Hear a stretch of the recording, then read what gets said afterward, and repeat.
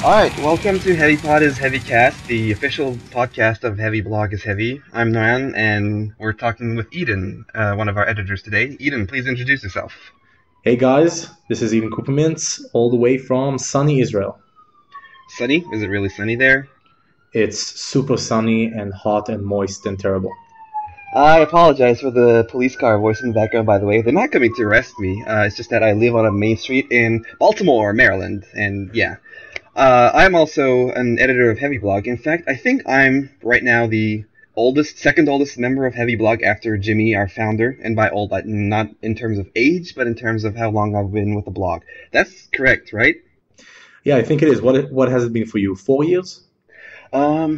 So I believe I joined around either late 2010 or mid 2011. So yeah, something like that. That's a long time. I've been around for not even 2 years. Really? It feels like you've been around for longer, but I guess not, huh? I think that's what happens when there's a period of 3 months where every single post on the blog is basically me. So that kind of multiplies the time that I spent on actually working on the blog. Was that like last summer or something? It was 2 summers ago. I was in a very complicated place in my life, and I basically wasn't sleeping at all. And when you combine that with Jimmy disappearing and Kyle taking a back seat, I was pretty much left alone. And we were doing, news back then, so it was like 7 posts a day, and I wrote 5. I reviewed 94 albums that year. Wow, that's a lot. I'm not sure if I've reviewed 94 albums total over my career with the blog. Yeah, I think I hold the record of number of albums reviewed. It's a dubious record. Well, so why are we doing a podcast? Why now? I'll let you talk about it a little bit, even though it was my idea to kind of do a podcast, but let's see what you think about it. I think that it's all part of this move we've been doing with the blog, moving maybe back to what we once were. So moving away from focusing on news, because obviously there are sites that are much faster than us, and we won't give them traffic here, but you know who they are.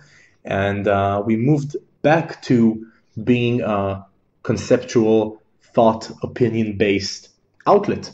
And I think that a podcast is a very good idea to discuss things in depth, specific, much more than writing, because it gives you a freedom, some sort of immediacy, a connection to the topics.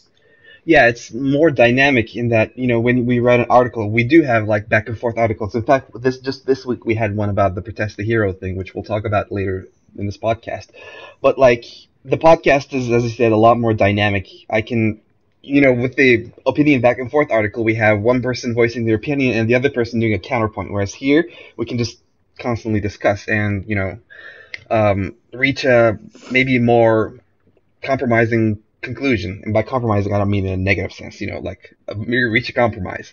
And also, in the future, this is the first episode, so it's just going to be Eden and me today, but in the following weeks, we're going to have other writers from the blog, artists from bands that we have contacts with, that kind of stuff, and we will constantly be working on the format. I think that also my earliest memories from listening to music in general, and specifically metal, is nerding out with friends and just talking about bands that we like, analyzing what we like and we don't like. So I think this is an integral part of how anybody listens to music. It's the same with any genre, hip hop or pop or whatever. So I think that the podcast is a very good way to capture perhaps what goes on behind the scenes, maybe, or before we actually sit down and write an interview or a review or a think tank post or whatever. I think it's a very cool, a way to shine a flashlight on how thoughts come to light, how discussion is important. We're not a huge newspaper where people just submit ideas. We hash it out, we talk about it, we discourse it. It's a more of a birthing process than just filling other people in. Yeah, we call ourselves the Heavy Blog family because we're like that. We're not really like an outlet where, we just hire people to churn out articles for us. We talk our our family group on Facebook is literally full of posts every day, to the point that like it's really hard to keep up with everything. We're very interactive with each other, and we wanted to kind of give a window into our thought process for the readers slash I guess listeners now, and we wanted to be able to, as Eden said, like because opinions I think are worth more when they're challenged, if that makes sense. Definitely, I think it's something that we wrote about together in one of the first editorials that we ran about how critique and analyzing something is shouldn't be construed as something negative or an assault on that thing. Quite the opposite. The more time that you spend talking about something and writing about something, the more that A, you show your love to that thing and you wear it on your sleeve, and B, your love grows as part of discussion. So Yeah, sounding definitely. off sounding off opinions in an empty room is doesn't take a lot of love. It doesn't take a lot of commitment or devotion, but being challenged, being forced to think about your opinions and your analysis shows that you're willing to put in the effort and the time to make it happen, make it work. Yeah, and so for that, we're gonna have like we have kind of a format for the podcast, and this obviously could change over later episodes. But the general skeleton we're looking at is that we'll talk about this week in music, if you will, where what we done musically this week and what happened in the music world. It's kind of like a recap of the week, basically, and then we have like the opinion discussion session where we pick a few topics that we want to talk about that are on our mind lately, and we will sound off on those topics. And those are more like long-term ideas, not necessarily what happened this week in music, but like what does black metal really mean, man? Type of ideas, right? Yeah, sounds great. All right, so let's go into straight into the weekly stuff. So first, tell us what you listened to this week, Eden, and how you feel about Well, a lot of my week was taken up by your playlist because we it. did the swap post, but Yep. it really got me listening to going back to August Burns Red. Well, Not my list had a lot of August Red. Yeah, it had like three out of nine tracks was ABR, and not just found in faraway places, but also the earlier work.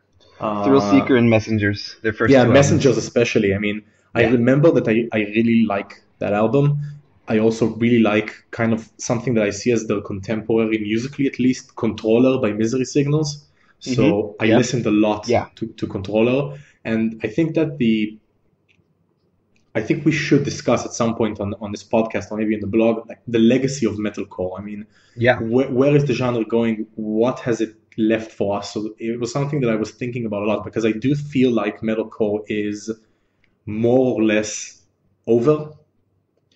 Yeah, Uh, it's like the golden age of metalcore is over. Like its influence continues to seep into new bands, but like the age where metalcore was the big thing, and like it drove like a lot of tours, a lot of new bands were constantly trying to become a part of the scene. That age is kind of past. It's not the zeitgeist anymore.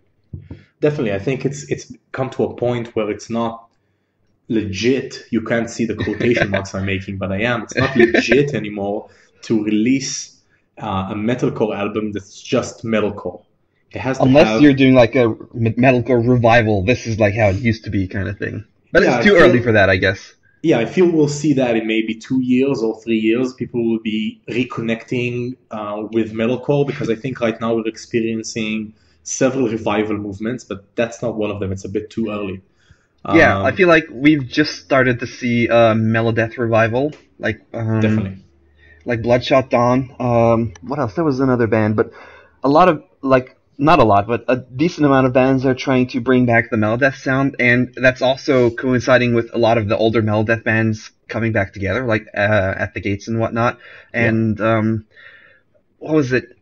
The guys from The Haunted were doing something, I believe, and Let Jesper. me jump in here and say that this is also something that I listened to a lot this week. I made a playlist uh, so that I could shuffle them with the new Soilwork album Uh huh. Oh yeah, and Soilwork. Yeah, that's that. yeah, and then the Barren Earth album from 2014 on hmm Lonely Towers, which is I feel one of the best melodic death metal albums of the last, I don't know, 4 or 5 years easily. It's a great album. It's fantastic.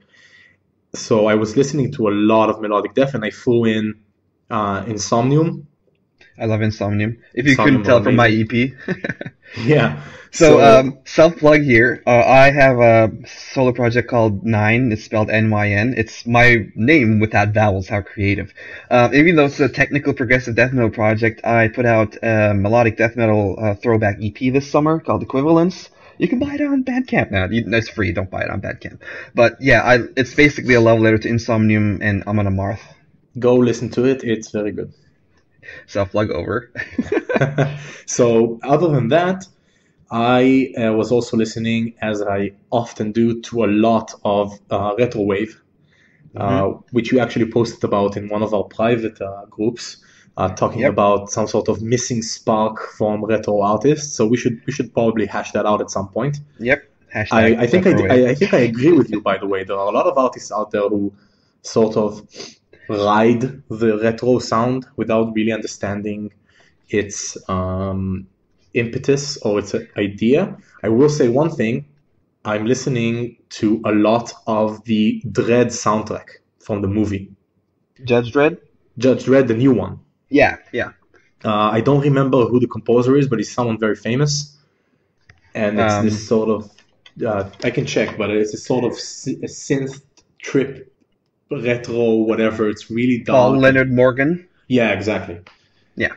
So it's really dark and it's amazing, and it's not metal at all, but it has a lot of concepts which you see popping up in metal, like oppressiveness and being alone and darkness and all that stuff. I really enjoy it, and it's amazing driving music. I commute like 2 hours each day, Wow. give or take. Yeah, so I listen to it a lot. It's fantastic.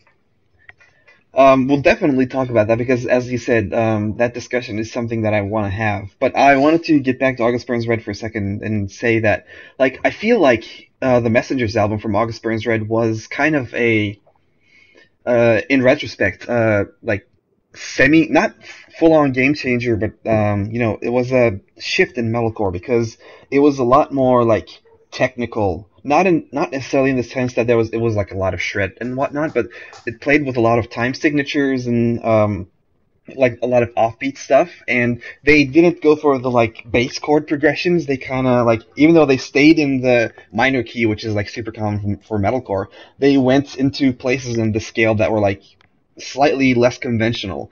And I think that kind of that was interesting because they were a band that even people who aren't super into technicality of music can appreciate because it's metalcore that is easy to get into, but there's more depth in there that people who want more of a progressive side from their music could also get involved with. And then with each subsequent album, they kind of pushed that even further and kept adding more to their music, more elements, and this year's Found in Faraway Places album is, I think, where that comes into fruition and became really this. I don't want it's hard to call it metalcore anymore because it's the core elements of metalcore aren't really the focus, but they just do a lot of really interesting things with their sound. So it's a really interesting album.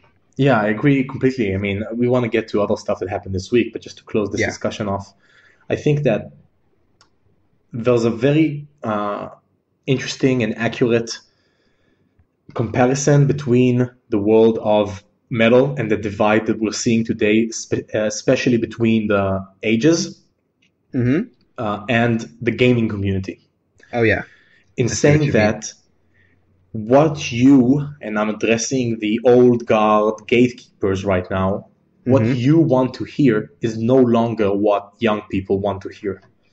And instead of resisting this movement, which you can find not only in metalcore, but also in, for lack of a better term for it, gent, or, if you go in a different direction completely, Death Haven and Sunbather and all that stuff, instead of pushing back, you should embrace it, because that could be a gateway.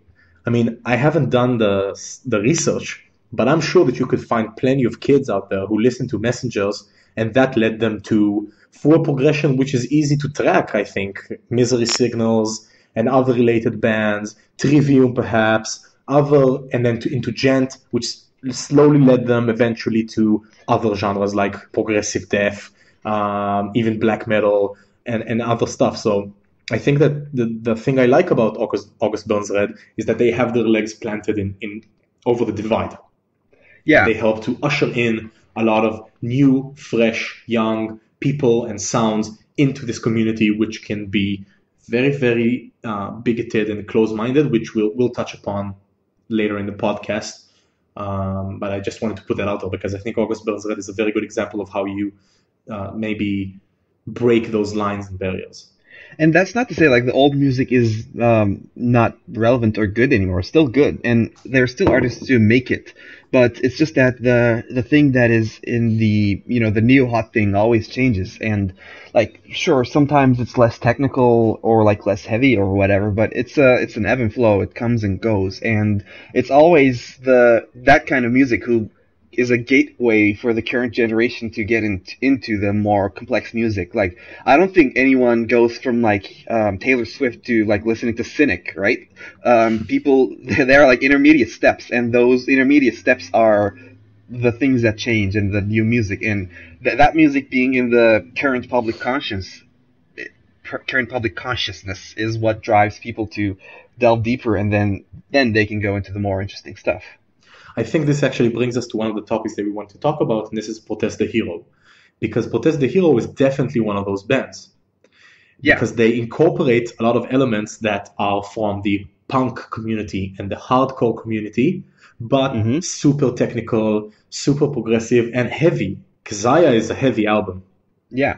And also, like, over the course of their career, too, like, their first album, I forget the name, the one before Ketsia, or Kizia, whatever, the one that has turns. No. You know their old album, the red one? I don't remember the name. Well, whatever. I don't remember it either. I'm not that big of a Protest fan. Okay, well, the first album, I feel so stupid for not remembering it, but there it's more of a kind of like you said, a punky, emo-y, and not in a disparaging way, like that scene sound, but also has some post elements like the Mars Volta and like some interesting guitar work. But over the course of their career, they became more and more progressive. Where if you listen to Scurrilous, like that album is so progressive and so technical. It's like way more, way deeper, for lack of a better word, than their early work. And like people who get in with the early work of the band, they also, as the band grows, people's tastes can also grow along with them. Yeah, so first off, the EP is called, I had it and now it's gone, Calculated Use of Sound. Yeah, Calculated Use of Sound. Yeah, exactly. Thank you. That's but a great the reason that I brought up Protest the Hero and the thing that we want to talk about in this Our Weekly Happenings segment is this new quote, quotation mark, sarcasm, new model for purchasing music. So for any of you that are out of the loop, what they did is launch a subscription service, which you pay a certain amount of money. And it to Bandcamp, right? Yeah, through Bandcamp, which is interesting, by the way. I want to come back to Bandcamp. And it gives you the ability to download a track each month over the next half a year. And is it just the track, or are there other perks? I don't remember. I think it was just the track, but they talked about adding on other perks. I'm not 100% sure because, again, I'm not a Protest fan, so I gave it a cursory look because it interested me as far as the news impact goes and not the music. I heard a new track that they released with it, and it was pretty good. But again, did you hear it? Did you pay for it and hear it, or did you hear it? A friend of mine bought it, and then he came over and he just logged into his account and he let me listen to it. That's what I'm trying to get at, because, and this is one of the points that Scott made in our editorial. Like, the fact that you try to gate music behind a service like this, like, it's not going to stay there. Yeah, I mean, the age today doesn't allow for the slow release of information. Either you release everything or you don't release anything. And that's something that everybody knows today outside of music as well, but politicians, governments, law enforcement agencies, everyone. But I think that what we're missing here is that Protest is, at the end of the day, they like their music, they love their music, they're artists, but they're also in this to make money. And of course.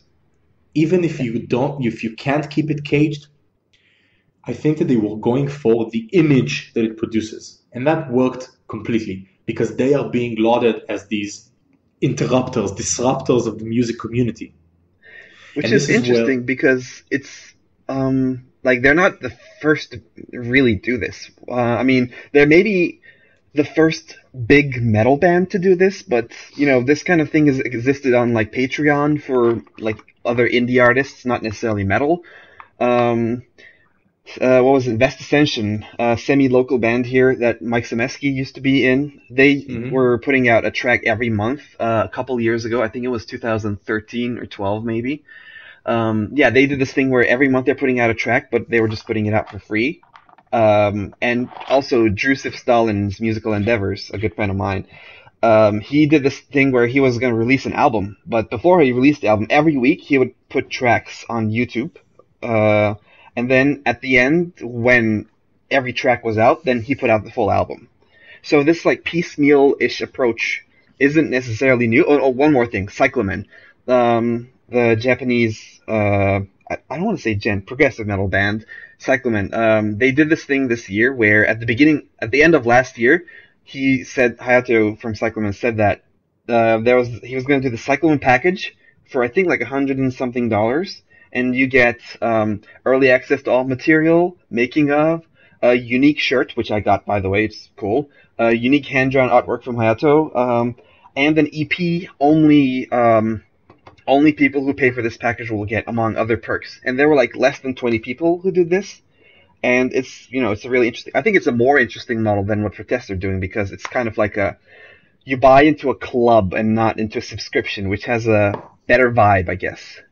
I think that I agree with you completely, but it's not incidental that they didn't go with this sort of model because the image that they're trying to produce is not an exclusive club.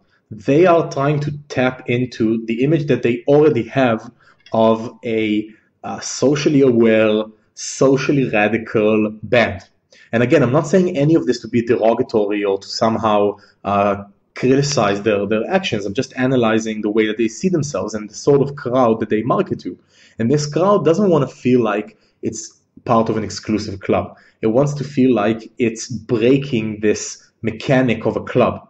It wants to feel like it's being disseminated. Obviously, they ignore the fact that they're still paying money and that protesters are still profiting from this, which again, they are completely right to do so. It's their Yeah, I mean, product, they're selling it, it's their bands need living. to make money. It's not like, Yeah, equipment, recording, everything costs money, so that's yeah, fair. And exactly. But I think that if they really wanted to live up to this idea of breaking the model and changing how things work, they needed to do something much more widespread, much more innovative, much more interesting. And the last point I want to make, in case anyone is thinking of, going to protest post and looking for what I'm saying here, there, you won't find it there. But I think I mentioned this in one of the discussions on the blog, or was it through messages with Nick? I don't recall. That the genius of what protest did is that they said none of this. They just put out the campaign and then they let their fans do the talking for them and do the marketing for them. yeah, social media basically like made this explode, and the band were just like, here you go, and people immediately started talking about it. And the benefit of doing like a monthly or whatever subscription type of thing is people will keep talking about it. Whenever a new track comes up, it's going to be like, oh yeah, Protest are doing this thing. And again, like, I don't want to be negative, I like Protest the Hero, but it's an interesting thing. Definitely. I think it's one of the most interesting things to happen this week, but not because of the reason that people are thinking that it's interesting. I mean, not because it's revolutionary, but because of the way that it's being perceived and accepted and lauded and celebrated as this new thing where it's actually not new. So you're more interested in this as kind of like a social movement that like kind of breaks the paradigm thing, right? Like that's the more interesting part to us. Yeah, I think that what's becoming clear to basically every single person out there who's trying to make money is this new thing called millennials. And this is a new thing. And as someone who's part of that demographic, because I'm 28, I'm part of that demographic, there was no definition for our age group 4 years ago. It was unclear what we were. there was Generation Y and Generation X and whatever, but no one had a clear definition for what we were. And suddenly, we're millennials. So I think that the group is trying to define itself, and it's doing so not in opposition, perhaps, but in conjunction or in some sort of subversive cooperation with all these marketing firms and all these bands, trying to tell them who they are. And I think that this is a very interesting example of how tastemakers and opinion forgers, or whatever, however you want to call them, do this. They don't tell anyone be a millennial. They just hint at what's expected, and then people play along. Again, I'm not saying wake up, sheeple, the media is controlling you, fight against the fluoride in your water that's making you a millennial. I'm just saying it's very interesting for me to see a demographic being born. And I'm always interested in this from another perspective, because like I'm also kind of an artist, like not a big deal artist, but I also put out music and I try to market it and sell it and whatnot. And the thing is, like, and I'm also kind of not a huge, but so I'm on the fence here, and maybe this is going too deep in here, but let's just go balls deep, whatever. Intellectual property rights are a very fascinating thing to me because on one hand, and I say this as a person who has his name on several patents, so bear that in mind. On one hand, I think it's important to protect the intellectual property of someone who's creating something. But on the other hand, the enforcement of intellectual property laws in our day and age are enforcement methods left over from like 100 years ago. And it doesn't gel, right? Because like you always hear these news stories about how like this dude like pirated one episode of a TV show and then he got hit with like a $10 million fine because whatever. And so I'm kind of always between the fence of like the approach of the pirate parties. I'm assuming you're familiar with them. Yeah. Like between the pirate parties and intellectual property. And the interesting thing here is that the artists are putting out music in this age where like piracy is super easy, and even if like beyond piracy we have streaming, and there's like legal streaming and not so legal streaming, aka people just putting stuff up on YouTube and whatever. And then there's the like hard sell from the labels, and like nobody knows the right method here right now, like because and this I think that's what I was trying to say, is that people are trying to figure out how do we sell to these people, not in the sense of what messaging we need to put out, because that's been understood and figured out, but how do these people want to buy their music? Because Bandcamp, if we come back to Bandcamp, is doing quite well. It's one of the fastest growing services online as far as revenue goes. They send out these emails, and last year they sent out this amazing email about how much music is bought for them. And I don't remember the figure here, but it was hundreds of millions of dollars of worth of music that's being bought for them.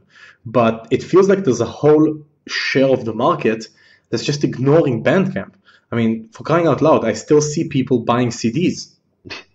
Why? So the interesting thing about Bandcamp is like people like there's the segment of people who will always pirate. Like there's some people who literally never buy music, and sure, that exists. And there's the segment of people who are like super dedicated, like that's the other end of the spectrum, where they'll always buy like the collector's edition and whatever from their artist. And there's the people in between. But like, for example, my Equivalence EP, right? This is like, I put that EP out for free, but like some people paid for it. Like I can look at the downloads. There are people who just download it for free, but there are some people who paid for it. And yesterday someone actually bought that EP for $20. That's Wow. like super touching to me, because like this person liked the music enough to put that much money into it, and that's like mind-blowing to me, because like he could have just gotten it for free, so he really wants to support me. So there's like such a wide spectrum of fans. In fact, I'm hogging the mic here, but I want to talk about this article from 2008. I don't exactly remember the name of the article, but I'll dig it up and like post it in the comments or whatever when we put this podcast up. The article basically says that over a long time, artists who want to keep their success, instead of catering to the large public, they cater to a small segment of fans instead. Like the theory was like instead of 10,000 like not dedicated fans, you cater to 1,000 dedicated fans. Like this is the cyclamen thing comes from that. Hayato had actually posted this article when he was doing that thing, and that was like kind of the genesis of him doing it. And the idea is that, like for example, there's this Japanese pop band called Arashi, right? They used to be super successful like 10 years or so ago, right? And they were like very popular. They did like world tours and whatever. But now, like they're not as big anymore. They're still pretty big, but not as big. But now, if you want to go to an Arashi concert, you have to buy a fan package that's like almost like $1,000. Wow.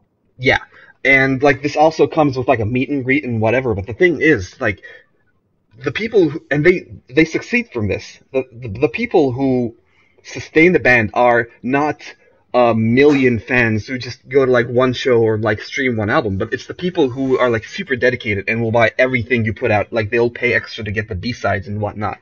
And I think Protest the Hero's approach here is kind of veering towards that as well. It's going for the people who are really invested in supporting their artists and paying extra to get like a look into the life of the band, if you will. I completely agree, and I don't want to beat a dead horse. Maybe this will be the last thing I say about the subject. But I think that what you're saying is exactly, it connects and refers to the point I was making about an emergent demographic, because like it or not, this demographic has money. It has money and it wants to spend it. It wants to pay the artists that it likes. I'm the same. I buy albums on Bandcamp all the time. And I spend more than the asking price that the artist is asking for, because I know that that extra $2 goes directly to them, or the profit margin is smaller. So I think that this is all part, to summarize maybe this issue, this is all part of a new way of interacting with the fans. Although Protest the Heroes move wasn't that innovative and wasn't that radical, it's showing that this movement of understanding who your fans are and who you're selling to is slowly building. And I think that we'll see more and more bands join this model. And I think that the first time we'll know that the revolution or the radicalization of this movement or whatever really comes when a big band picks it up. Like imagine if Metallica does that. Oh yeah, that would be really interesting. But I think like there's also the big artists who do like Taylor Swift, who does like Apple Music exclusives and whatnot. That's a different side of the thing. It's but part like, of it. It's part of it. It's all one thing. Okay, yeah. So the next thing that we could talk about is Born of Osiris put out a new album this week, and this is kind of more my thing. So I've been super into the progressive deathcore movement, or what, as you will call it, Sumerian core movement, because like it's called Sumerian core because a lot of bands from the early era of Sumerian records, like Born of Osiris, Veil of Maya, After the Burial, kind of defined this progressive metalcore sound, or progressive deathcore, or whatever you want to call it, where it was like very syncopated, technical riffing, but like still short songs that are appreciable and like heavy in a like breakdown kind of sense. And over the years, like this movement kind of progressed more into like gent, and what the terrible name of progressive Jeffcore, for lack of a better term. These labels get kind of ridiculous, but you know what the bands that I'm talking about. And like as that Sumerian core sound like phased out of the zeitgeist between like 2009 and 2012, I guess that was like the peak of that movement. And a lot of the bands that did that also like started changing their songwriting. And Born of Osiris was like one of the first bands to put out an album on Sumerian Records. I think the first album on Sumerian was Akeldama by The Faceless, and I think The New Rain was either the second or third album on the label. If I might be totally wrong, but The New Rain was their first album, and it was like very offbeat. Back then they were like super young, and they had like 5 demos / EPs before that album. Some of the songs from those were reworked into the album. But the cool thing about the album was that it used synths in a way that bands didn't really do before. Like, the synths weren't really complementary to the music, they were like additional to the music, and they were like weird noises and whatnot. And they had these like super weird time signature riffing and breakdowns, and like the riffs constantly ran over time signatures and whatnot, and it was like really popular at the time, and it kept growing. And then other bands started doing that as well, and I'm not going to name all the bands because there's too much. But then their follow-up to that was A Higher Place, which a lot of people didn't really like the production on the album was kind of like overbearing, I guess. It was like loud and noisy, and also the it was really progressive, and it was a bit too weird for some people. I think it was great, and like they did a lot of super original things on the album, but whatever. Then they got Jason Richardson, who was in All Shall Perish for some time. He's a like really fast lead player, Yeah, but he's mainly a lead player, I I guess. know him from Also Perish. Yeah, and then they put out the Discovery, which Jason also wrote like a song for that album, and he also wrote a solo for another song. And it was like a really interesting album because it was their longest album to date. I think it's still their longest album, if I remember correctly. Um, the songs were more toned down in terms of like weird time signature stuff. There was still a little bit, but the songs were more like, um, for lack of a better word, I don't want to say poppy, but how do you describe it? Like, because you've listened to the album, right? You've listened to the Discovery. Yeah, yeah, of course. It's more like easy listening, I guess, and they were more catchy. They were still great songs, but like it kind of changed the vibe of the band. And then Jason left the band, and some people said, oh, the band is worthless now or whatever. But the Discovery was also a good album. And then they came out with Tomorrow We Die Alive, which was what 2 years ago from now. 2 years ago. Yeah, and that album, and some people still really like that album, and that's fine. But to me, and a lot of people who were like in from day one and was in for like the really progressive technical aspect of it, it was kind of a disappointing album because the guitar work was kind of like a lot of basic rhythm playing that complemented the keyboards, which were now like the central part of the music, It was keyboards and lazy. the vocals. Well, it is. I don't want to say it's lazy because, like, who knows what's going through their mind at that point, but it was kind of toned down. And I feel like the focus was different. And the songwriting was kind of lazy, but I don't want to really disparage the band because it was, like, in hindsight, it was kind of a decent album, but it was lazy compared to their previous work. It was not on the same level of, like, effort and thought put into the songs. Let's say that. Yeah. And so for me and a lot of people at that point, like we kind of wrote the band off, saying, they kind of like followed the gent trend and like lost their identity, and they kind of, lost something that made them good. So I was approaching the new album like pretty cautiously. They came out with the new album Soul Sphere this week, and I was surprised with this album. You can read my review. I was pretty positive on it, and I think while it's not a true return to form, like people would say, I was surprised by how much of their older sound they brought back when integrating their sound, the good things about their Tomorrow We Die Alive album as well. I think that when bands have this progression of you have a bunch of good albums and then you have this album that nobody really likes, and like the band is usually stuck in a spot there. And the things you could do are like if the band is just given up on that at that point, they just keep going on that track, and that's kind of where like we just discussed this on Facebook, like the Opeth album, How I Feel is kind of there, and don't hate me for this. But like, with Heritage, they kind of went into the like clean 70s prog sound, and then with Pale Communion, they kind of just developed that sound, right? Yeah. And they could either do that, or they could try to do the like super try hard comeback album where it's like they really try to remake one of their old albums, but it's just really bad. In some cases, they literally call the album like Old Album 2. Korn did that, I believe. And Yeah. But what Born of Osiris did is what I think is the admirable one, which is say, okay, guys, maybe this album wasn't what you wanted. Let's go back, see what really worked from the previous work, and then take what we just did and amplify that and also improve all of it and put it all together. So I'm like really happy with the new Born of Osiris album. I don't know how you feel about it. Let me give you my perspective because it's completely different from yours. Because I was introduced to Born of Osiris because of the whole controversy around Tomorrow We Die Alive. Because not a lot of people know this about me, but I'm basically no one in the community. Like I didn't exist in the metal community until I joined the Heavy Blog. No one knew who I was. I wasn't in a band. I wasn't a regular commenter on Metal Sucks or Metal Injection or whatever.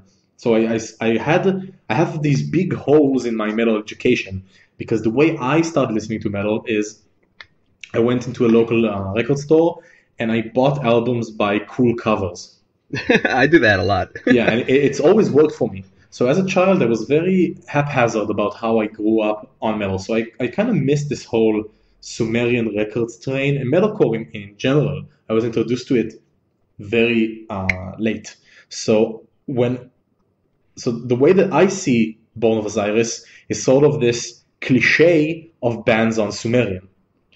That is, breakdowns, stupid lyrics, antics, all that stuff. The bad part of Sumerian records. So when I heard they were bringing out a new album, and then you told me it was actually good, I gave it a listen, and I listened to it again this week because you put it on your playlist, and I was very surprised. I was expecting like breakdown after breakdown after breakdown, no interesting ideas, nothing to speak for, and then suddenly all these electronics came out of nowhere and the synths came in. So as far as I'm concerned, this is like, I like the discovery. I listened to it. I listened to their older albums, but they were already tinged with this. Yeah, I understand. Yeah, the misnomer of the band, and I think that's a shame. And if we bring Sumerian records to the fore a bit, I think it's interesting how, especially considering our last topic, how people are talking about the death of the label, but that's not true because we have a whole genre which is called Sumerian core, and when we use that term, people know what you're talking about. So Sumerian is very much a part of how these bands are perceived, and the important thing is, like the summary of what I want to say about this is that this determines whether people listen to these bands or not. There are people who skip bands when they see that they're signed to Sumerian. And I don't do that because I don't have the luxury to do that because I write for the blog and I need to listen to as much as I can. But that's a shame because I'm sure there are a lot of bands that are amazing. I'll give you an example. The Kindred are signed to Sumerian Record. Yep. And they make this kind of folk, vintage, mixed with metal. It's like Clutch and, I don't know, one of the breakdown core bands had a baby. And if this was the first album I reviewed for the blog. So if I would have skipped that album because it was signed to Sumerian, I would have lost out on hours of fun because I've listened to their album, Life in Lucidity, maybe a few hundred times over the last year and a half. So two things I want to dig in on there. The first one is that like Sumerian Record is one of the more like new agey labels in that they're more active on social media, for better or for worse. Sometimes for worse because their owner Ash Evelson sometimes misuses social media, let's say. But they're very active on social media. Their bands are super active on social media. There's always like some sort of viral marketing campaign going on with Periphery or their new album releases. I think they're the most social media active metal label out there, and I think it's working very well for them. Definitely, I agree. I think that maybe because of the bands that they've signed or the fans of those bands, they've integrated social media and the new form very well. It's interesting because it kind of reminds me of what you said about the synths, that they're not just sticking it on. It's not like Metal Blade that post these weird notifications or status updates that no one cares about because it's not how Facebook works. Because someone told someone there, and again, I'm not disparaging Metal Blade because some of my favorite bands, we love them, everything's okay, guys. But it's kind of social media stuck onto a traditional label. I want to bring up another name here, K-Scope. K-Scope, which have some of my favorite acts because they signed Steven Wilson, and Tesseract is on K-Scope now, Nordic Giants, a lot of electronic projects that I listen to. They are very good with social media. And I think that one of the things that they do, they focus not on being viral, but on communication with their listeners and about releasing new stuff through social media, having discussions through social media. They do these newsletters, which are on their site. They're not sent by email, which is such an old technique that everybody deletes those emails. So it's very interesting. Again, we're talking about kind of ties into second thing I was gonna say actually. So Yeah, like labels have this like feel to them. Like Sumerian Record has this like, oh, this is like the more modern metalcore derived bands, or like if you yeah, go to Metal Blade, it's nowadays it's more like real metal air quotes yeah. bands, and like if you go to something like Willowtip, the sound is completely different, or Earache Records, or what Relapse Records, right? Like you when you hear that a band is from a certain label with like 60% certainty, you can probably guess what they are kind of going to sound like. And that also like carries into the identity of the label as well, and how the label presents itself on social media. All of this like kind of comes together and is tied together, and it's like really interesting to me. I think it's very interesting, and I'm going to use this point actually to segue into our next topic, because you mentioned the word which I think is central, and that's identity. And I think that metal is obsessed with identity, and it's obsessed with defining who you are and creating a lot of, I'm thinking of a good word here, a lot of like conceptual satellites that orbit the music, if that makes any sense, like that image. So That makes you, totally sense to me. yeah, and it's not just metal, progressive rock did it as well. If I ask you what someone who listens to Zeppelin looks like, you'll be able to describe him very accurately. Or if I ask you what someone who goes to punk concerts or listens to punk looks like. So it's not just metal, but metal What is, does someone who listens to Fear and Loathing in Las Vegas look like? what he looks like. I don't want to go into it because I don't want to insult anyone or disparage anyone, but you know exactly what they look like.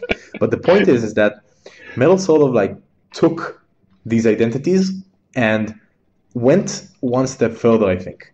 I have never heard someone call someone who listens to a different progressive rock band fake. Like, Yeah. listen to how absurd the sentence sounds. Oh man, you like King Crimson's new stuff? What a fucking poser.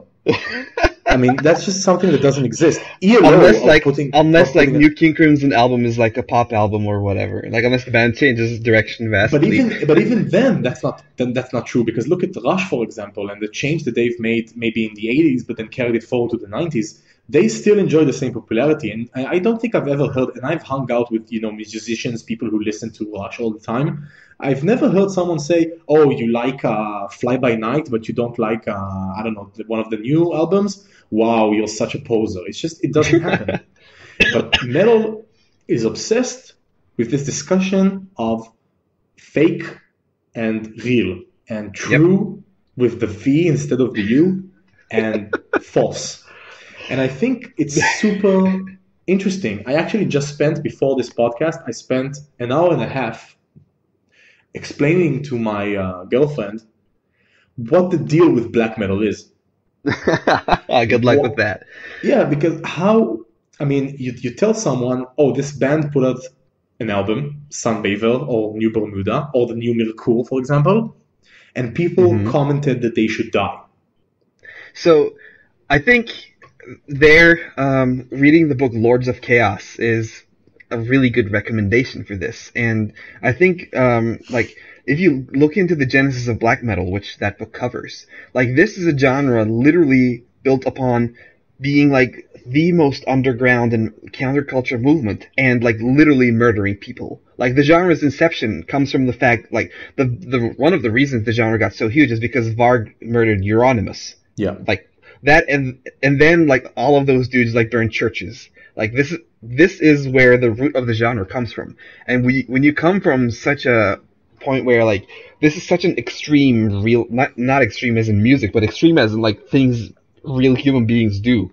It's such an extreme position that anything derived from that, people feel like they're part of this like weird cult where, but if you listen to black metal, you're also kind of, by some extent, I don't want to say participate. Like, I don't think a lot of people want to burn churches right now or whatever. But what I'm saying is, they're adopting this aura of listening to something that's really hardcore. This is the real deal, and like this is like some dangerous shit type of aura, right?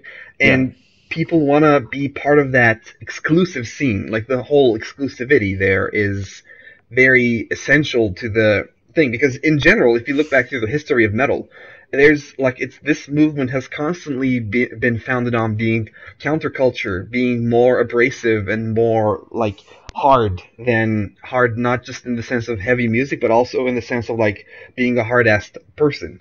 Yeah. Than normies with air quotes. Like that's the inception of a lot of metal, and then when you keep deriving these themes that come from this general thought pattern, and people keep gravitating towards not everyone who listens to metal is obviously like this, but a lot of people who gravitate to metal gravitate to it because of this ideology that it represents. So I really want to jump in here on the word Yeah. ideology, because adding to the layer of the actual historical events which happened, the murdering in mayhem, or the actual churches being burnt, or Gal's the whole story with Gal and torture and all that stuff. I think that the ideology plays a really big part here, and we won't go into this because it will take me about 4 hours to explain the desert of the real and the crisis of ideology and the sense that people have that they're lost, that all the ideas no longer matter, and that there's no guiding light. And this peaked, by the way, in the 80s and the early 90s, right? And I'm not making this up. You can go read. Maybe we'll put a reference or two at the bottom. It's a lot of philosophy. The internet's favorite philosopher, Slavoj Žižek, he wrote about it a lot. And I won't name drop, but there are a lot of names to be dropped. And then black metal comes in, and it says a few things. It says, this is not your fault. You are being oppressed. Not only are you being oppressed, but there is some sort of primordial and emotional legacy that you need to resurrect and you need to bring alive. And I think that the mix of this kind of hope together with the complete loss of other paths to go down creates this fanaticism. And I don't use that word by accident, I use it on purpose, because I went to when I was writing the editorial about authenticity and Mirkur and all that stuff, I went to a comment thread in, I think it was Metal Injection or Noisy, and someone said that she should be hit by a brick until she dies. And which is like, the weird thing is, like, so it's interesting because I'm gonna stop you here for a second, because I think this is a fascinating thing, because Mirkur doesn't sound like that different genre-wise from like Ulver, how they sound like today. But the thing is, Ulver comes from like a hardcore black metal background, right? Whereas Mirkur comes from the fact that she was like there was this whole debate about her origin, and she was like, was she like a indie artist or something like that, right? Yeah, she did like a dream pop or whatever. Dream pop, yeah. So the thing is, I think a lot of this is totally based on like perception, because the music is like same. In fact, like Mirkur has more screaming and whatnot than Ulver does nowadays. But people just get hung up on where these people came from and what place they're coming from, and not what they sound like. So again, this has to do both with the exclusivity that you spoke of, but also of the ideology, because it has a lot of messages of purification and being true to the cause and proving yourself. And the way that you prove it is by, the rituals are there. You need to dress in a certain way. You need to drink or consume drugs. You need to suffer pain or inflict pain. The whole aesthetic of a black metal band when they're performing is abrasiveness, being in your face, being aggressive. And suddenly comes along this, let's move away from Mirkur for just a second, these hipster guys wearing jeans, tight jeans and black shirts. Black rim glasses. Yeah, exactly. And they're not suffering. They don't feel put down. They're not lost. They have their agenda. They have their community. They have their ideology. They know where to shop and buy and what music to listen to. And they know how to use social media. Exactly. And they have jobs. Often they're like, they deal with new Starbucks. Media. Yeah, Starbucks, whatever. That's the the range of millennial jobs. So, and they come into our community, and again, I'm not part of the black metal community, but this is how someone sounds when he speaks of it. They come into our community and they try take our jobs. Exactly, like the foreigners taking our jobs. It's exactly the same thing. And the last thing I'm going to say here before I pass the mic back is that we have to address the issue of gender, and we have to address the fact that putting the sexual content of the comments aside for a second, because that's an internet issue, not a metal issue. the fact that Merkur is a woman cannot be separated from the reaction that she received. And the fact that there aren't really women in black metal at all. I mean, you can cite maybe, you can, catch me in my error and cite three or four. Sigh. Sorry? Sigh. People will say that, Arch Enemy, because Angela has these very, it's not black metal, but in metal at all, in metal in general, and she has this abrasiveness to her voice, etc. But again, none of the big names in metal, in black metal especially, have women in them. And again, I'm not saying we should have affirmative action to put women into black metal. That's not what I'm saying. What I'm saying is that it bears scrutiny and criticism to try and understand why. What are the ideas below this genre that lead people to maybe close women off or prevent them from introducing themselves into this genre. In that sense, I think that Merkur is important. And I want to say one last thing. I'm sorry, I know I already said that, but it's very important to understand her music is good. Yeah, it's legitimate black metal. It's one of my favorite albums of the year. Definitely, it's super solid. I mean, I gave it like a lukewarm review because I had issues with how it was structured and composed, because it gets kind of near the end, it loses momentum, but it's a good album, and each track there is really, really nice to listen to. So I'm not, taking someone who doesn't know how to make music and I'm forcing her on this community. Every single black metal fan out there should be excited about her albums, because her albums are something that black metal needs, and it's very old school black metal. Yeah, definitely. It's not. But I think. Yeah, go ahead. Sorry. Go ahead. But I think that the thing is, like, how they think is, like, she's not a part of our club. Like, the whole sexism thing is a huge, huge can of worms that I think will require its own episode and whatnot. But, like, she doesn't come, like, she's not maligned by society. She's not this person who's, like, a huge outcast she didn't, go through the ritual, as you say. She's just an artist who decided to, like, I'm speaking from their perspective. She's just some artist who decided to co-opt our movement and be like, hey, I'm legit black metal. But that's how they feel about it, I think. But, I mean, so the question is, like, is it about the music, or is it about the music plus the scene? And I think a lot of people in metal in general, not just black metal, for them it's the music plus the scene. Yeah, I think that in this instance, it's a weakness that you and I, well, maybe me more than you, have in being, internet metal nerds. Because you are a bit more than me. You're involved in your scene. You play live shows and stuff like that. You meet people. I don't. I mean, I'm completely disconnected, not only from the American scene, but also from the Israeli scene, because the scene has never been a thing which I craved. Sure, when I was in high school, I went to school with the Children of Bodom shirt with the Reaper Man and all those, weird shirts just to get my teachers mad at me and stuff like that. But I never really hung out with other people who listen to metal until a very late age. Now I'm almost completely surrounded by people who are listening to metal, that is. But it's definitely the thing is, like American black metal fans, who are mostly the ones commenting shit on those Mirror articles, they're not people who burned churches in the 90s. They're also dudes who just, like, heard about this cool dark music online and then just decided to, become a part of the scene. Like, everybody's got to start somewhere. In fact, when you said earlier that, you kind of jumped into metal a bit later, so your education on the subject is kind of spotty. Like, I started like that too. It's the only difference is I started like that, I don't know, 17 years ago, whereas you started however many years ago. But everybody starts at the beginning. No one's born murdering people and burning churches. I think that band that's interesting to mention here, and something that I mentioned in the last few hours when I was educating my girlfriend, is Behemoth.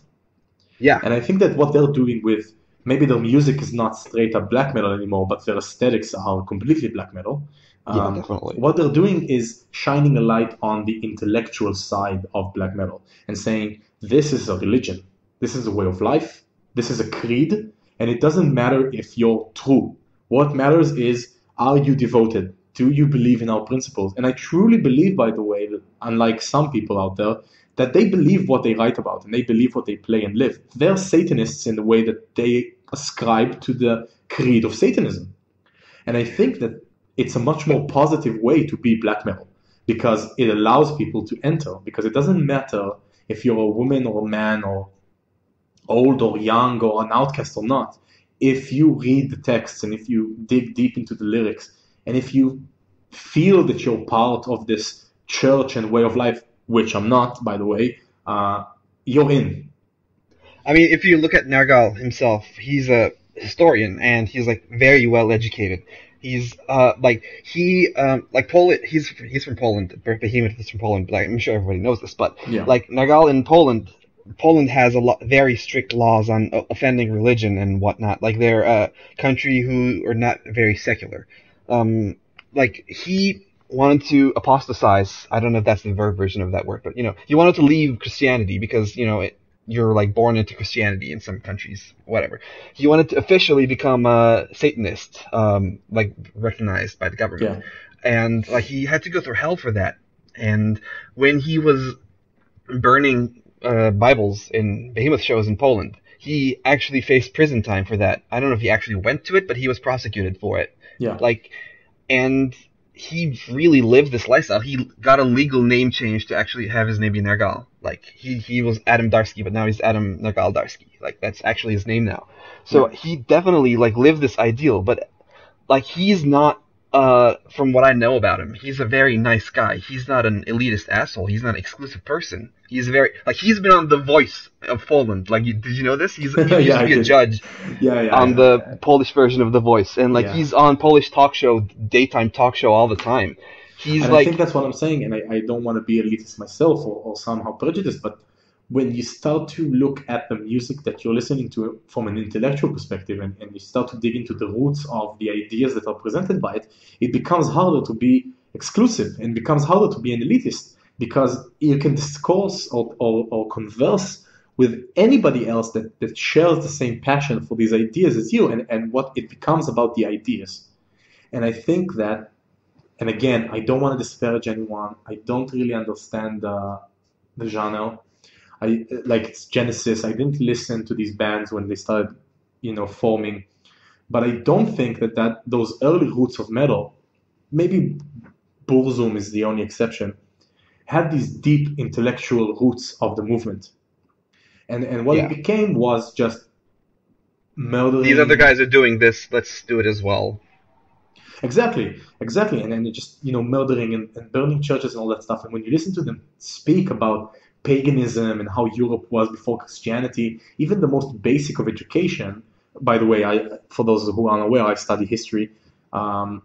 It's just wrong. But when Nergal speaks about these things and he talks about Christianity and its conception and the ideas of it, he speaks from knowledge. And I think that approach allows much more inclusivity and much more discussion to happen about what the music is about and who is allowed in or not. So I have a question here. So you said like there are a lot of bands who like start off as like hardcore, deep down black metal, but then go into like black and death metal, or go into like what people call post black metal, but what I call just like not metal. Not in a disparaging way, but because like if you listen to like Alcest, for example, they're not really like, they don't have the metal sound. They just used to be a metal band, and they're good, but I'm just saying. Or Kiva Kalessin, where they started off as a black metal band, but now they're doing like epic, progressive, power metal-ish, like what, I don't know what the fuck to call them, but they're my favorite, one of my favorite bands. But anyway, the bands do go from like more entrenched in their genre to, whatever. But can a band like Micro or Death Heaven or Abigail Williams, which we haven't touched upon yet, can they go from being false, air quotes, to being true with a V? Like Abigail Williams, I think, is an interesting example because their first EP was like basically symphonic metalcore.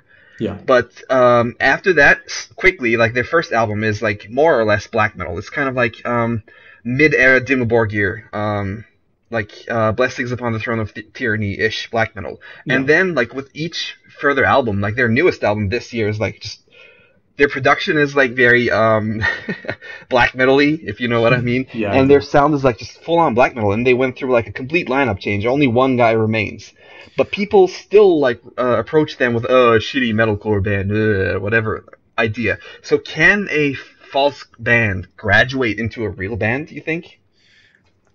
Well, first of all, I think that it doesn't matter what I think because we haven't seen it.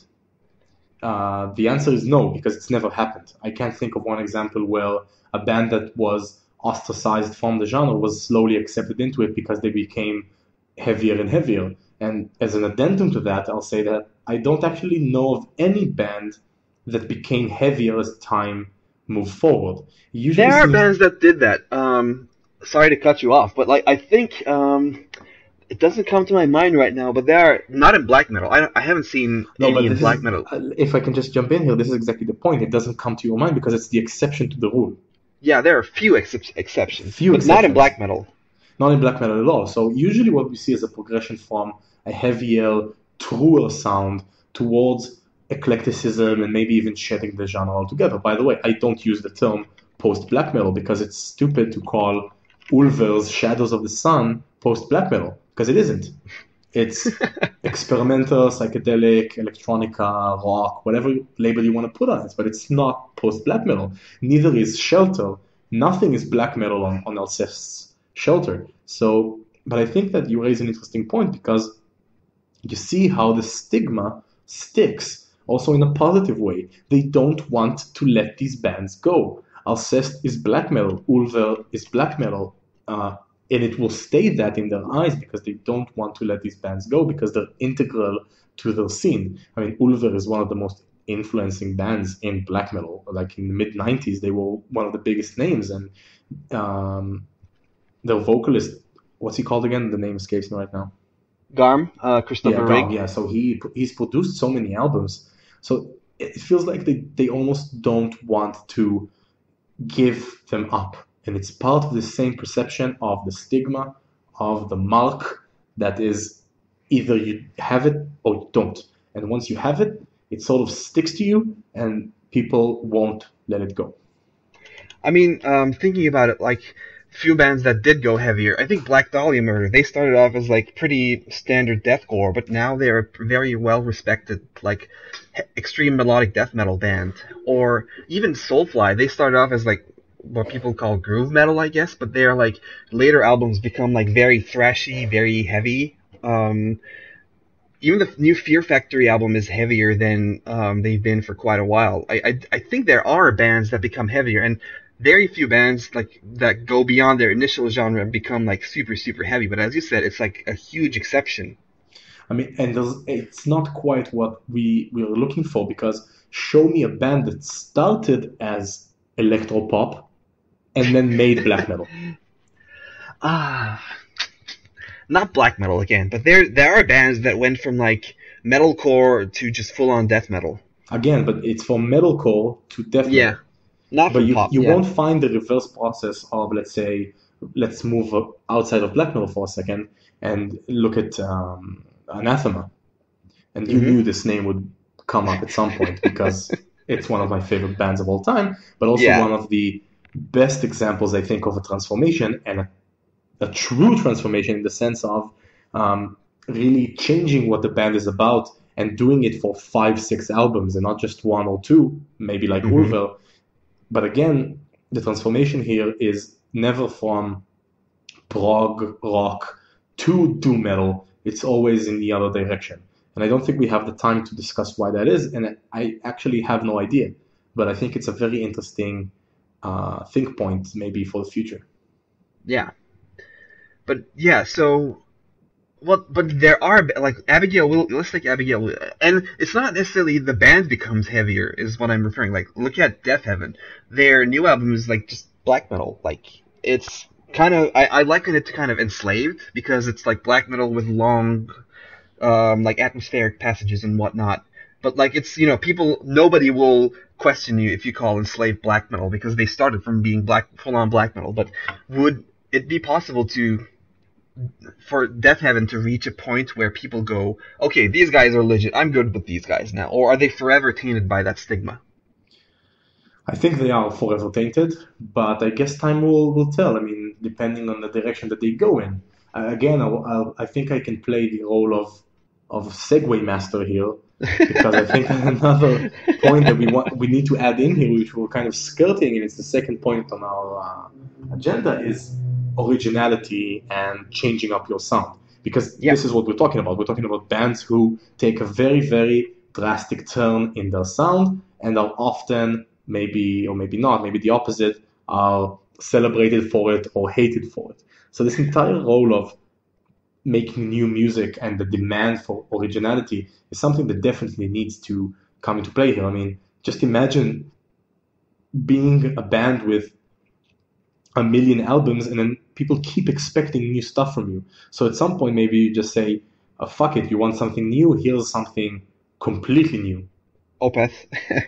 Well, that's more of Opeth. a not a reaction to the fans, but Mikhail's own like progression as a human being. But August Burns Red is actually going back to the beginning, a good example here because they were doing like slightly progressive but very standard metalcore. But now their music has a lot of non-metal elements, like they have like bluegrass breaks and surf breaks, and it's a lot more atmospheric, I guess, for lack of a better term. Yeah. Like because so for their early career, they had Thrill Seeker, which was basically messengers but not as well realized, and then they had Constellations, which was messengers but like polished a little bit more. Take away the more raw, more crazy stuff, and hone it down to a little bit more solid songwriting. And then they had Leveler, which was they started to add these like slightly atmospheric leads and whatnot, and did a little bit of genre experimentation, but they totally didn't get the mix right. It was a decent album, but it didn't have the energy and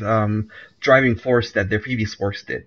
And then they So had, sorry, go I ahead. just, I mean, finish your train of thought because I want to take Okay, this in another direction. sure. And then they had Rescue and Recovery, which was took the interesting ideas from Leveler even further, but it was even worse because they couldn't figure out the formula at all. But suddenly they have Found in Faraway Places, which is literally the same formula as Rescue and Restore, but they just took that and made it like it's not even more polished. It's just better. For like I don't know how to explain this because like Constellations to Messengers is polish, but Rescue and Restore to Found in Faraway Places is literally the same formula with way better written songs, and it's really interesting to me how they've somehow managed that. Yeah, I agree completely, and I think that this fits into my next question, maybe to you. A certain, essence or something that is hidden often in what makes a good album, and it's very hard to put your finger on because sometimes you listen to an album and you want to say, you know what, this album is just good. It's just a Yeah. good album, and I can't really tell you why it is because the band have done this a million times before. But this album is really, really good, and you should listen to it. And I don't have a reason for you. So let me use that to ask you. We often talk about uh, important albums and albums Hmm. that define a band or define the genre. Do you think that being original is a mandatory requirement for being important? Can a non-original album be important? So that's a tricky question because I think a non-original album can be good, it can be great and incredible, but can it be important is a very nuanced and difficult question, and I'm not sure if I have an answer for that. Because, like, so originality, a lot of people value originality a lot, and I used to value it more than I did nowadays. No, more than I do nowadays, but um, I think originality can sometimes be a clutch, and just because you're original doesn't mean you're necessarily good or interesting. Because you can have an original idea that's just not there, and you just you just have an idea and not what to do with it. And then someone else comes, or maybe you come back to it and then take that idea and refine it and make it great. But a great album is not necessarily an important album. And to be original, so to be important, do you have to be original? I'm not sure if I know the answer to that. What do you think? I think that first of all, we need to understand what we mean when we say important. I think that an important album is measured, first of all, in the implications that it has for future bands. We have this upcoming deep dive post about how Fallujah, Fallujah's latest release, you can see the sound creeping up in other albums. So it has its Mm-hmm. tendrils in a lot of other creations. So that's one standard of importance. I think the other definition of important is an album that maybe refocuses something in the community and changes um, an emphasis or a mood in the community. I'll give you an example because I'm being a bit vague, but look at Sugar. Yeah. The early albums are important because suddenly it kind of told the community slow can be heavy as all hell. I mean, if we just take Yeah. down, I mean, they invented the breakdown, right? They Well, invented not putting, they invented the techie breakdown, let's yeah, say. that's what I meant. They invented the breakdown within the genre that they were operating in, right? Yeah. So they invented like putting this seriously heavy monsters riff at the end of a song, like in Rational Gaze, for example, and just destroying Yeah. everything. And at a time when the community was either focused on shredding and playing really fast, because Metallica was uh, under a big wave, and Iron Maiden was still around, and I mean they're still around, but they were very big back then. And power metal was just being formed, early '90s. And on the other hand, having fun because you had new metal was growing. And Yeah. obviously, I'm not being comprehensive here. There were a lot of other trends, but suddenly Meshuggah came forward and said, "Hey, look at this." And then the community kind of took took its time, but at the end it said, oh, "Okay, we get what you're saying. Let's do this a million times over." So to circle So the back, interesting thing is you maybe Meshuggah is not the best example here, but like sometimes a band doesn't necessarily do something that's incredibly original, but they do it in a way that gets noticed by other people, and that is important, I think. definitely, I think that you need to understand we're not just talking about the music here, right? We're talking about the people as well, how well connected they are, how marketable they are. Do they have an edge? Do they have a personality that can be disseminated? In a lot of ways, Meshuggah doesn't have those things. They were never a band that was interviewed for papers and was on the front page of anything because that's not their style. But I'm gonna bring in a very controversial example and one which is, I think, very important to this discussion, and it's Devin Townsend, who he goes back to our previous discussion with changing up your style because he did it like a million times and he Well, keeps doing yeah, it. He that's a keeps good doing it. example. Like he started from doing like was he in like Whitesnake or whatever, and then he Yeah, made like Strapping Young Lad, which is like a great industrial death metal band that everybody respects. yeah. And then he went on to the project and all the things that he's doing today. And even in the project, you can see movements, right? He Yeah. couldn't have put out Ghost 10 years ago. So in Devin's case, you see how it's not all about the music. Because when someone comes up to Devin and he says, "Oh, you're not true," he just laughs in his face because he's Devin Townsend and he plays games with these people and he likes to challenge the perceptions of what is a musician and what a musician does. But I think He has a that cult of personality. definitely, definitely. And I think that he brings a very interesting point to originality. And this is something that I think you will very much agree with is that forget originality. I want to listen to music that I feel that the artist connects to and that he Yeah. recorded because that's the music he wanted to record and not because it was expected of him to mix things up. I think that, and I'll pass the mic back to you now, but I think that the thing that I love most about Devin Townsend, and he's one of my all time favorite artists, is that everything feels genuine.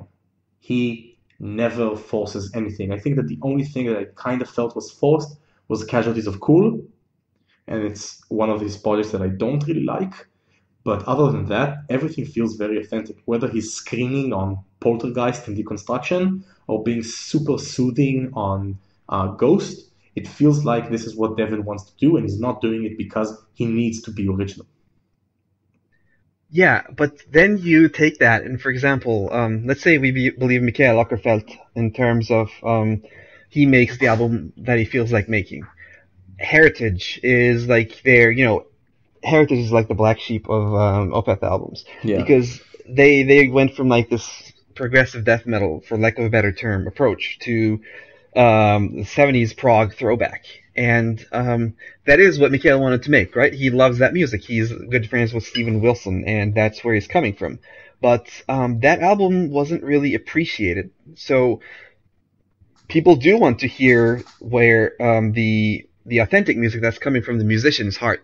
But do they always want to hear that? Like, what if the musician has a huge change of heart that the community doesn't agree with? Like, if you go to Devin, when Devin says, "I'm not going to do Strapping Young Lad anymore. I'm going to do Project now," like people are like, "Okay, cool, we like that too." But when Mikael does that, then people are like, no, we hate this. This is terrible." Um, I think and I that think partially comes from the fact that like Devin was like, "Okay, this chapter is closed, and that's a different project. Now I have this project that has another name." yeah, Whereas the name Mikael is just very important. what was Storm Corrosion? Was that the thing with Steven Wilson Steven and Wilson, Mikael? yeah. Yeah, like they could have used that, or go back to like Cynic, for example. After Traced in Air, they kept going towards more like a Aeon Spoke feel, which is Paul Masvidal's other band. Yeah. And that change in direction allegedly is one of the things that led the band to like bleed so many members. But that's what Paul wanted to do, right? So there is authenticity there, but sometimes maybe authenticity is not what people want. So I think we need to drill down further in on this. So I completely agree with you. I think, again, I don't think we'll come out of this with an answer because the question is very, very nuanced and complicated.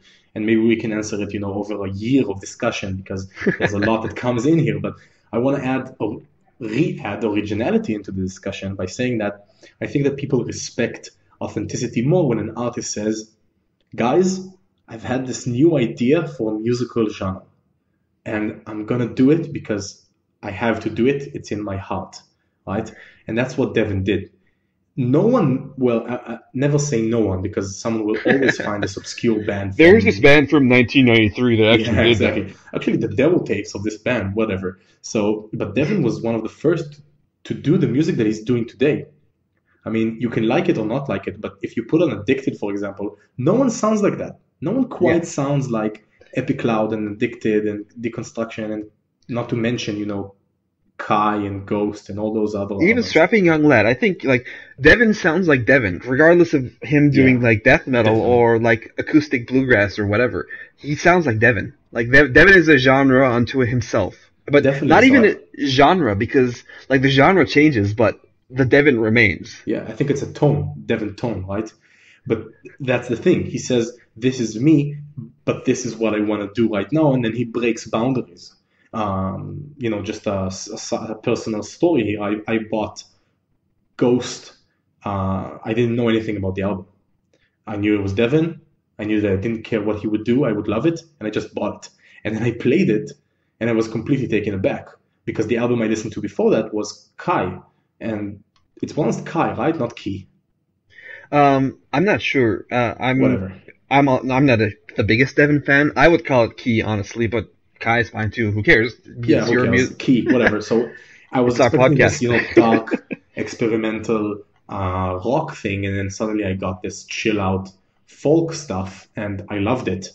But the place I was going back is that when Mikael says that, Mikael Lagerfeld, he doesn't say, "Hey guys, I thought of this new thing which sounds new, and I want to pursue that." He says, "I really like this music from the 70s and I miss it, and that's what I want to do right now because I have nostalgia for it and I think it would be cool to do it." So I think that people don't appreciate that as much. And one last thing is Steven Wilson, right? When Steven Wilson, again, by the way, changed the name, right? He closed the Porcupine Tree chapter of his life and started releasing albums, whether it was Blackfield or under his own name or Storm Corrosion or Bass Communion, all these side projects that he has like a million. And he made something completely different, but he made something new, like never before had. I'm not talking about The Raven, which is just 70s, but I'm talking about Insurgentis and stuff like that, like industrial rock, industrial Pink Floyd almost. So maybe when people feel like the artist is pursuing his passion and pursuing a new direction rather than just rehashing stuff that has already been heard, maybe there's a bit more respect out there for that, or a bit more acceptance. So I'm kind of hearing a trend here. Every person we've so far referenced in this discussion is someone who could ostensibly be called an auteur. Yeah, right? Definitely. Look at Isan, for example. That's a great example. Like, literally everything Isan does, people love. Like, if you look at Emperor, they started off as, like, amazing black metal. Like, they're one of the best black metal bands they were. And then they turned into, like, avant-garde progressive metal, Yeah. like with the later Emperor albums. Yeah. And then Emperor was gone, and then he started doing his solo stuff, and everyone loves every single solo album that he's done, and it's great. Yeah. And like I think like Emperor's both old black metal albums and Prometheus are all very important albums, and even his solo stuff like After, for example, is a super important album. So maybe it's the auteur that's important here, and not necessarily originality. I'm not like I think originality is a dimension of this here, but it's not the only dimension.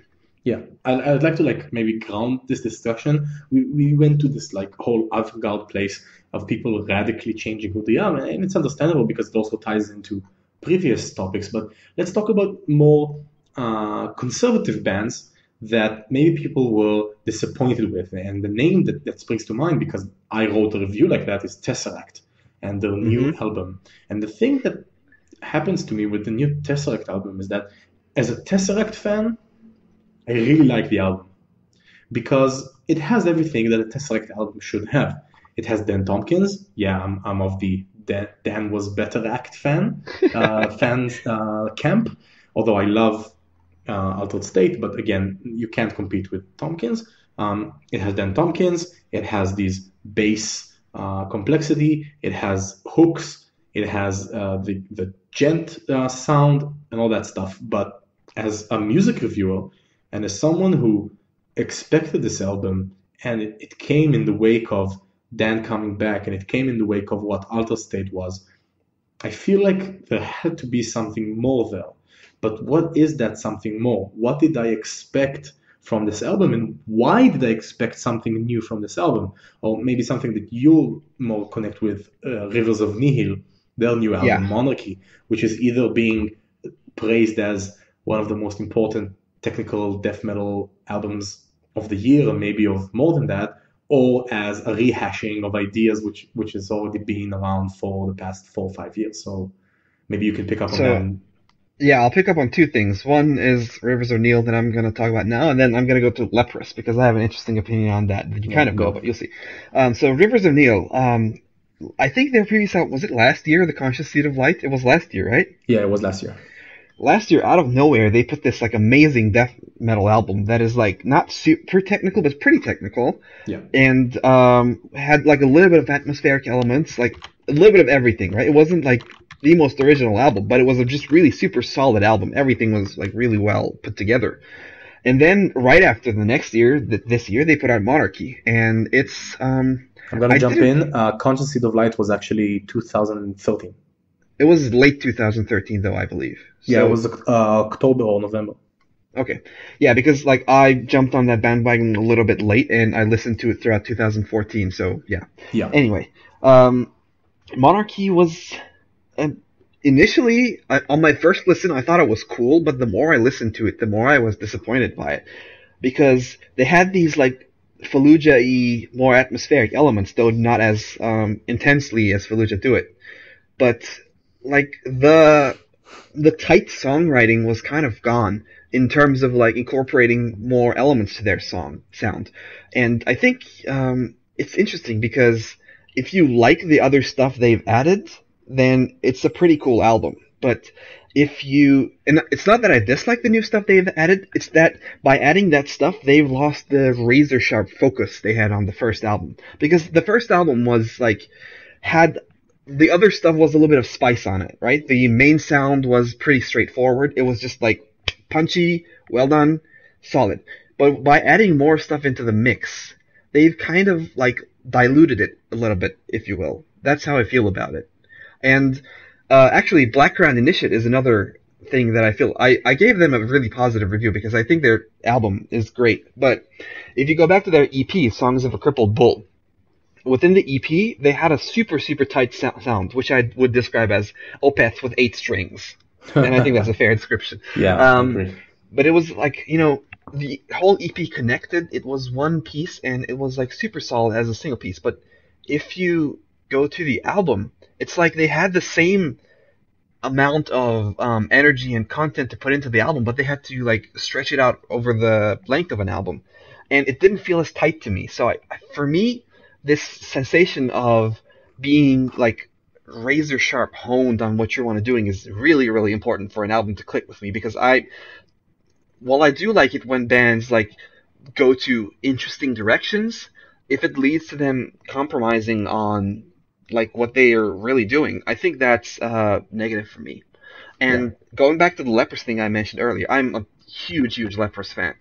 I've listened to their old, like even their first album that not a lot of people know about, and I love that album, Aeolia. yeah, But the thing with Lepers that I've always loved is that every one of their albums is extremely different. Like if you listen to Aeolia, it's like kind of like very old Pain of Salvation, yeah, but a bit more off the wall. Then you go to Tall Poppy Syndrome, and it's like more of a again mid-era Pain of Salvation, Opeth maybe. Like it's a darker album that is more introspective and more reserved, but still like very very characteristically Norwegian, if you will.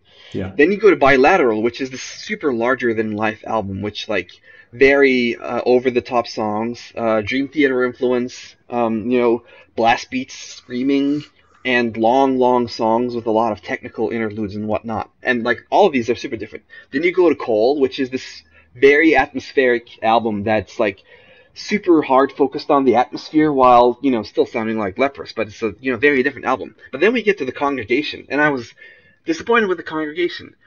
I don't think it's a bad album. I think the songs on it are great, but like to me, it felt like the Congregation is they took the sound from Cole, and then they brought back some elements from Tall Poppy Syndrome, and they just refined that idea, and that didn't click with me because Leprous to me is a band that always does something new and crazy, but here they were just refining their sound. And I'm contradicting myself here by saying this because I just praised August Burns Red and Born of Osiris for refining what they had on previous albums and taking it to the next level.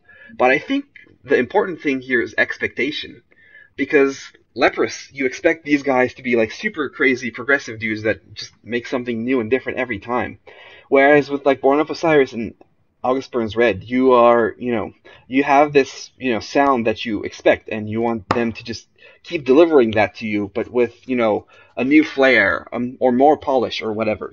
But with yeah, Leprous, it's different. So I think what plays into it here to bring it whole circle is that I think the expectation plays into that as well, and like the previous trajectory that you define with your work, and then where you go with it is really important in terms of how your next work is perceived. Because I think The Congregation is an excellent album, but as a very long time Leprous fan, it was a disappointing album to me, which is a really weird thing to say. But I'm yeah, just like, I've listened to every Leprous album to the point that every song is like super internalized within me. But then I go to Congregation and I'm like, okay, yeah, I've heard this before. Like, yeah, I like it, but it doesn't awaken something new inside me like I wanted it to. You know? yeah. I completely understand where you're coming from. I think that maybe picking up on the contradiction that you mentioned, I can maybe formulate sort of a summarizing point on this topic, and I think maybe the entire podcast, because I think we want to wrap it up, but also look forward to the next few episodes, Mm-hmm. saying that there's this demand from listeners and from reviewers and blog members to have a cohesive outlook on metal and to have like an ideology or maybe one line. You like Leprous, you like Born of Osiris, you like innovation, you don't like innovation.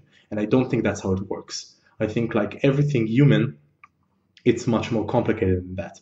And I can like certain stuff on one album and hate the exact same things generally on another album because of this quality that can't be defined that exists within music.